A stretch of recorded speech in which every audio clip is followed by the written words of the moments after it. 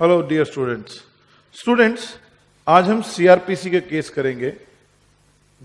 यह है state of Haryana versus Dinesh Kumar. बहुत इंटरेस्टिंग केस है, स्टूडेंट्स के लिए तो बहुत इंपॉर्टेंट है जो किसी भी तरह के कॉम्पिटिटिव एग्जाम दे रहे हैं। हालांकि फैकल्टी में तो है ही।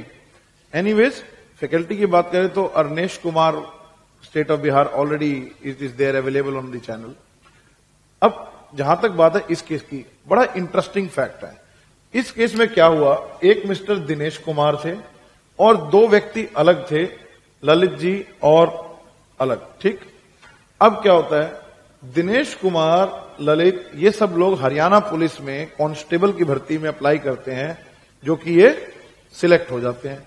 जब ये कांस्टेबल की भर्ती में सिलेक्ट होते हैं तो क्या होता है, जब ये ज्वाइनिंग के लिए जाते हैं तो इनको ज्वाइन नहीं कराया गया दिनेश जी को। तो दिनेश जी बोलते हैं ऐसा क्यों? क्योंकि जब इनकी पुलिस वेरिफिकेशन हुई तो पता लगा कि इनके ऊपर पहले कोई क्रिमिनल केस रह चुका है। लेकिन जो इन्होंने फॉर्म भरा था अपना नौकरी का, उसमें क्लॉज 13A और 14 ये थे। 13A बोलता है, जैसे हर कंपटीशन एग्जाम में होता, have you ever been arrested? तो इन्होंने लिखा नो। दूसरा था, have you ever been convicted of any offence? इन्होंने लिखा नो। और जब इनकी सिलेक्शन हो गई, पुलिस वेरिफिकेशन हुई, तो पता लगा कि इनके ऊपर पहले एक केस रह चुका है। इन्होंने डीजीपी के आगे लिखा, डीजीपी साहब ने इनकी बात को नहीं माना। अल्टीमेटली ये Punjab and Haryana high court पहुंच गए। हाई कोर्ट में इन्होंने जाकर कहा कि सर माई बाप ये क्या बात है? उन्होंने बोला कि सर बात बड़ी छोटी सी है, देखिए मेरे ऊपर केस जरूर था, जब केस डला तो मैं कोर्ट गया, कोर्ट ने मुझे कस्टडी में नहीं लिया, मैं अरेस्ट नहीं हुआ। जब मैं अरेस्ट तो हुआ नहीं, उसी टाइम मेरी हाथ की हाथ बेल हो गई। हाथ की हाथ बेल हो गई। अब जो सवाल आया, हाथ की हाथ बेल हो गई सर मेरी, तो मुझे छोड़ दो, अब मेरी क्या गलती है? और जब हाथ की हाथ बेल हो गई और कन्विक्ट तो मैं हुआ नहीं क्योंकि मुझे एक्विटल हो गया था, तो ये तो ठीक है। तो बात सिंपल सी है। हाई कोर्ट ने कहा यार बात ठीक है, आम आदमी है, आम आदमी गलत कर सकता है। हाई कोर्ट ने कहा भी ठीक है, डायरेक्शन दी के डीके को, जो दिनेश कुमार है इसको नौकरी दो। वहीं पर जो ललित और जो दूसरे इनके मित्र थे, इनका जो केस था वो हाई कोर्ट के सेम सिमिलर केस, इनका केस चला गया हाई कोर्ट के कोऑर्डिनेट बेंच को, दूसरे बेंच को। उस बेंच ने कहा कि यार ये क्या बकवास है, it is basically suppressing of necessary information which is required and as such they do not deserve that their candidature should be considered and as in view of that their petitions were dismissed. Now the matter came before the Supreme Court. In the Supreme Court they have been represented by the council.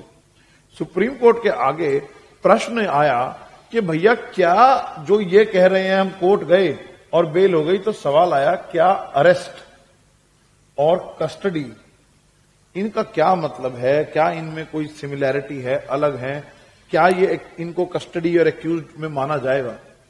इसके लिए देखिए CrPC में कोई अलग से provision तो नहीं है जो डिफाइन करता हो कि कस्टडी का मतलब क्या है या अरेस्ट का। लेकिन सेक्शन 46 सीआरपीसी वो बहुत रेलेवेंट है। वो बात करता है अरेस्ट हाउ मेड, अरेस्ट कैसे किया जाएगा। उसकी कुछ लाइन में आपको बता रहा हूं जो कि बहुत ही रेलेवेंट है। ये कहता है, in making an arrest the police officer और other person making the same shall actually touch or confine the body of the person so arrested. कोई अरेस्ट करने के लिए पुलिस ऑफिसर और एनी अदर पर्सन, कोई और भी हो सकता है, उसको क्या करना है? उसको जाना है, उसकी बॉडी को टच करना है, ठीक, या कन्फाइन करना है। लेकिन आगे ये बड़ी इंपॉर्टेंट एक बात बोलता है, unless there be a submission to the custody by word और action, unless there be a submission to the custody by word और एक्शन। सो आप कस्टडी भी, आपने पिक्चर देखी, तभी वो कहता है अगर कुछ चाहते हो तो देख लो, वो कहता है okay okay I surrender, hands up. So the fact when a person says that I surrender, this means that he has submitted to the custody. Court ने कहा, हालांकि कुछ केसेस को डील किया जो कि कस्टम एक्ट के थे, उन्होंने कहा कस्टम एक्ट की अलग बात है।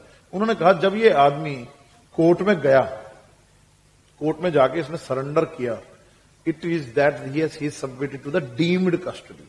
द डीम्ड कस्टडी हो गई है। जब वो डीम्ड कस्टडी में आ गया, now it was left to the court to exercise discretion.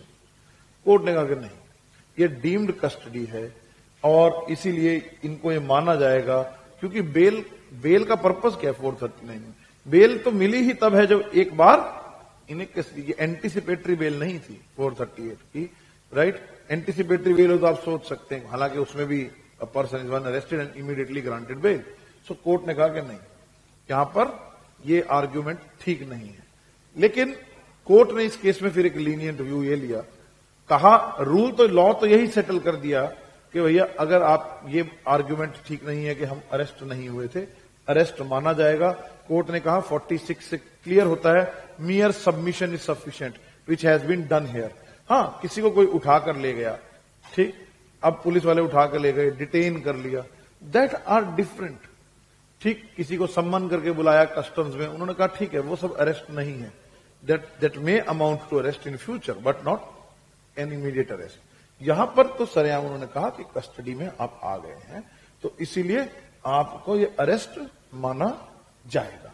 तो यहां पर लेकिन कोर्ट ने अपना दिल बड़ा किया, यहां पर बड़ा ये करा, कोर्ट ने कहा कि चलो हम ये मानते हैं कि ये लोग हैं, इनको पता नहीं होगा, थोड़ा गांव के बैकग्राउंड से हैं, जो भी ऐसी ऐसी बातें कर कर इनको तो कोर्ट ने ज्वाइनिंग दे दी, लेकिन लॉ आगे के लिए बदल दिया।